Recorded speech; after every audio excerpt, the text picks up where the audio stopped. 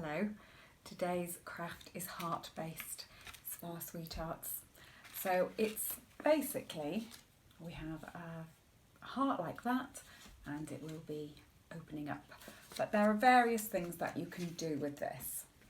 So you can make it, so you make it in some attractive front and back. We've got a little paper clip on there, fastening it together, and it will open up. So you could either make it open all the way around like this, or if you wanted it on a table, it would be sitting there like that. You could write a little message in here. You could put a little picture in there, and it makes a nice sendable little object that you can put through the post just as it is like that. If you wanted it as a decoration, you just add a ribbon, and I've used fancy paper there. So it's just a decoration, just a kind of thing. But you could also make it into part of another card. So I've done a cross-stitched card for a friend there, and she's a music fan, this friend, and I've used musical paper to make an exciting inside in the card. We could also turn it into the front of a card. Now it's almost Father's Day at the moment, and this would make a nice Father's Day card, although I've actually made this one for a friend. So I've put a little ribbon and a button on the front of that, but when you unhook it and open it, you can see that there's a message inside. So it's an exciting front on the card, and you could do any of those things with what I'm telling you. So what do we need to make that? We need our trusty glue stick and our scissors and a pencil. I have a felt tip pen, but you really need a pencil. That's just so that you can see it. If you're adding some of the extra bits, you might find a ribbon and a button are handy if you wanted to do that one. Not if, that's not essential. Card blanks if you're turning it into a card that are easily found. These are bought ones, but obviously you can improvise your own if you need to make that.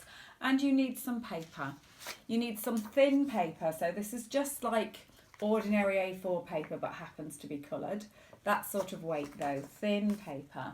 And then something that's a little bit thicker, thin card. You could use this kind of paper, which comes in these easily in lots and lots of craft things. It comes in these kind of, I realise that's upside down there, in those kind of boxes with lots of books with loads of things in, but something fancy for a part of it, and then you can carry on. And you will need something to make a template, so it needs to be sort of thin card.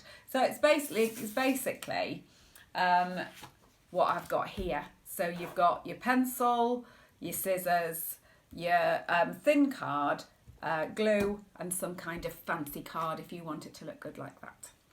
Now a while ago I did tell you how to make a heart shape. Guess what I've got? I've got a heart-shaped coaster. And you could totally draw around your heart-shaped coaster, but I realise not everybody has as many handy coasters as I do. So I will just show you how to make a good heart template. It's right back at the beginning of all of these videos I showed you this, but I'll just show you again. So get yourself a piece of card which is approximately the size that you're going to want your finished one to be, which could be giant or small depending on what you want. So you've got it like that, and on there you do a half heart shape, and I'm going to show you what a half heart shape looks like. So that is your half heart shape. Hearts are beautifully symmetrical, so that's what you want. And you can have fat hearts and pointy hearts, and you need a little bit of a pointy end to your heart for this particular one. And when you cut that out, when we were using the one in the first video, we used that part of it, but we don't need that today. Today we need this part of it. So you will end up with your heart like that. So that was the one that I'd done earlier without all the felt tip pen marks on, and you definitely need one of those. So you need to make yourself a template of a lovely symmetrical heart. You then need to get your thin paper that's going to be the inside one, and you're going to be drawing around your heart 4 times, because we're going to end up, I'll show you this one, we're going to end up with that. That's what we're looking at. So we're drawing around one heart, then the next heart, then the next heart, then the next heart. I'm going to show you that now step by step, but I want you to make sure you've got enough room to fit that in. So when you start drawing around, don't start here, otherwise you're not going to fit that next one in there. So you need to be making sure you can fit them in. So I'm going to start with one on the side and I'm going to draw around it. Now I'm going to use this big fat felt tip pen so that you can see it. But you don't want to do that because you don't want a big ugly felt tip pen mark. What you want is the pencil. It's just purely so that you can see it. So I put it down on there and I've drawn it around like that. Now we need to draw it around it, the next to it. And you want your points to be together like that. Okay, so I'll draw around it and then hold it up for you to see. So you don't need to worry, of course. You know that I don't think that you have to be so accurate that every single bit is perfect. But you just need to get your points together like that. So you can see that the two pointy bits have ended up together. And then just carry on doing that until you've got all four. And they're forming what you could think would be like a clover leaf shape, but not in the big felt tip pen like I'm doing. So that would be your next one. And then your last one will tuck in there. If you find that it doesn't absolutely perfectly fit in that last one, don't worry.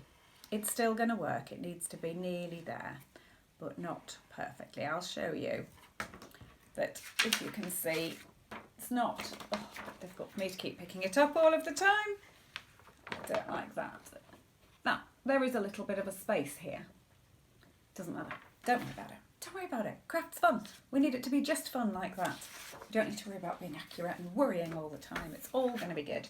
So we're going to end up with this sort of shape. And that's the whole key to this one today. So we need to do that and then you need to cut that out. Now I'll just flip onto a cutout one because,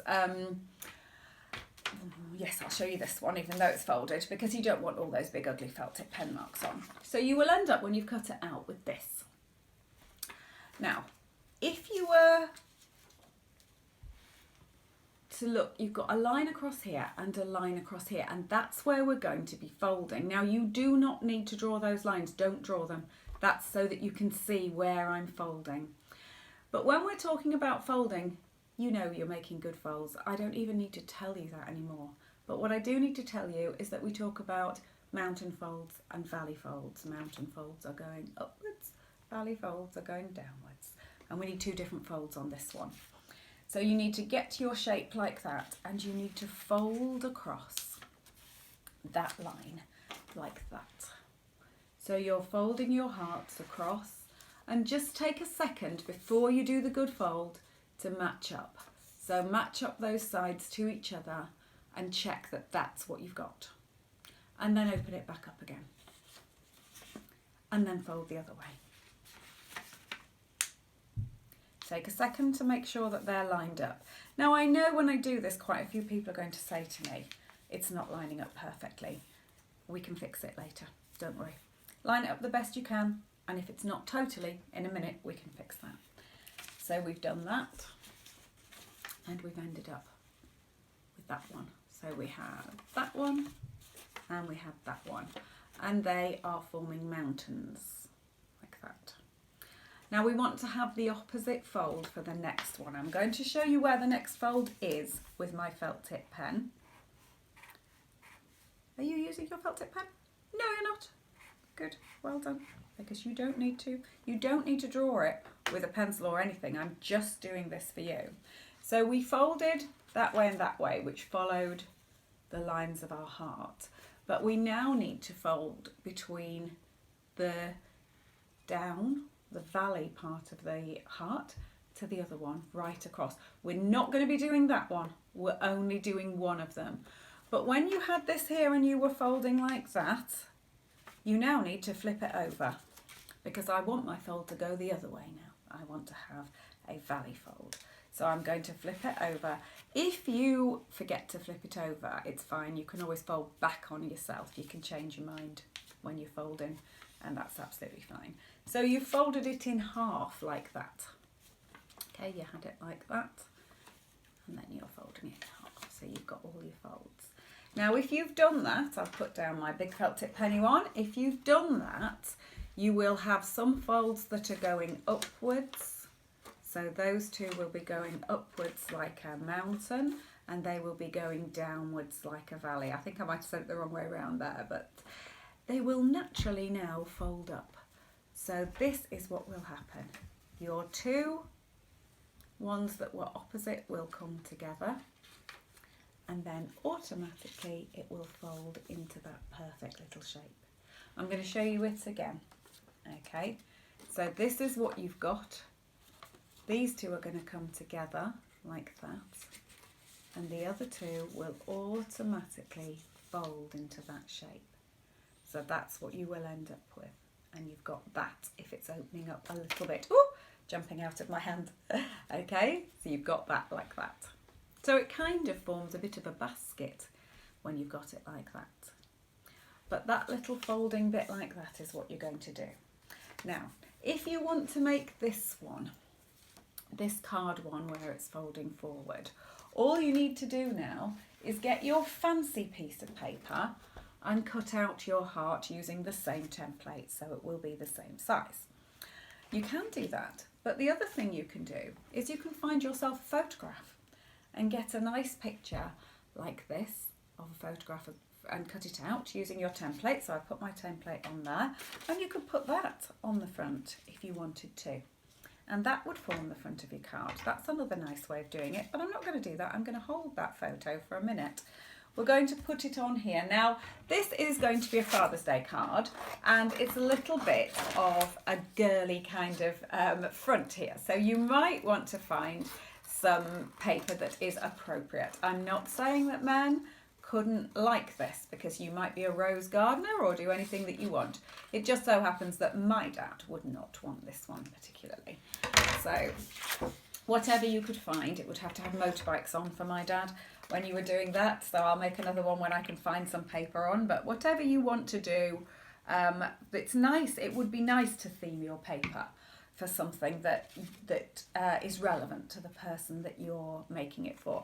Oh, now because I used felt tip pen on there, there's a little bit of an ugly mark, so I'm just going to cover that. I'm just going to cut that down just a little spot. So you've got this, and on one front you're going to put your nice paper like that, and then all you do is stick that down. When you stick it down to the front of the card, you're going to end up with that. Now for me, the whole point of making cards is to personalise them. So I've written a message in there for my friend. That is also where you could have put your photograph. You could put a photo in there. You'd probably want to make it a little bit smaller than that to stick on there, but you could put a photo. Now I've put a little button on there, and I have to admit that I did put it on with glue gun, which would be the best thing if you were going to do that. I actually also put another little button underneath. It's two buttons on top of each other to create the sticking up 3D kind of look. And then I just put a little ribbon, which is just sellotaped inside. That's all, just sellotaped, and the ribbon will keep it closed because I liked that little cat ribbon. But if you're putting it through the post, it doesn't matter if it comes apart like that. You could have used the you could have used a little peg, you could have used a little paper clip, anything that you want, or just leave it being open. So that's how you would do it if you were doing it like that. But if you want to do it as the one inside the card, where you're going like that, you're just going to stick several of them together. Very similar to something we did a few weeks ago. So we've got a couple here, and it's already folded. And on one side, I just realised that might be in the way for you. On one side, we're going to just put some glue. So I've just put the glue, and we are gluing all over this time, just all over that side. And then pop that right on top. So exactly just two of them stuck together, and they will now form that sort of shape. On this one, I've put three of those together, and this is nice thin paper that wobbles nicely when it opens like that. So you would get your card. Now I'll just give you a little, don't stick it right up, a little hint there. Don't stick it right up. Just move it out just a little bit So you've just got a little bit of space for the fold as it goes. So it's less than 1/2 centimetre sitting there. But again, you just put yourself some glue onto here. Stick it just a little 1/2 centimetre in there. Check it'll open. Lovely, okay. Glue a little bit more on that side, any way you like. Close it up, give it a little press. And here we have that opening, and that's just 2 of them stuck next to each other. So 3 of them's creating an evil wigglier one. You can put a photograph on here and a message on every single section of it if you want. They open nice and flat. You could put pictures, you could put messages, it could be any sort of thing like that. If you're adding your ribbon, you need to add the ribbon just before you stick it all together so that it's hidden, okay, inside. So it's stuck on the inside part of there between the paper and the fancy one. And the ribbon just holds it together, and you could just put that through the post with a little message on. It would be lovely. It would be a nice thing to send to grandparents, this kind of thing, where you might have a photo of each grandchild and a message, and you could have as many as you like going around like that. And I say I used it, I happen to have a nice pink paper clip, so I put that on, but a peg, if you're not sending it through the post, anything like that. You can see on this one that it doesn't match up perfectly at the edges there. So all I do is get out my scissors and just trim it off so that it does meet up perfectly. And not worry about that kind of accuracy, because once you've got yourself a lovely picture of your family on the front of there, then no one's going to mind, are they? It looks fabulous, and you can do lots of fun things with your hearts. I hope you spread lots of love this week with that craft, and I'll see you soon.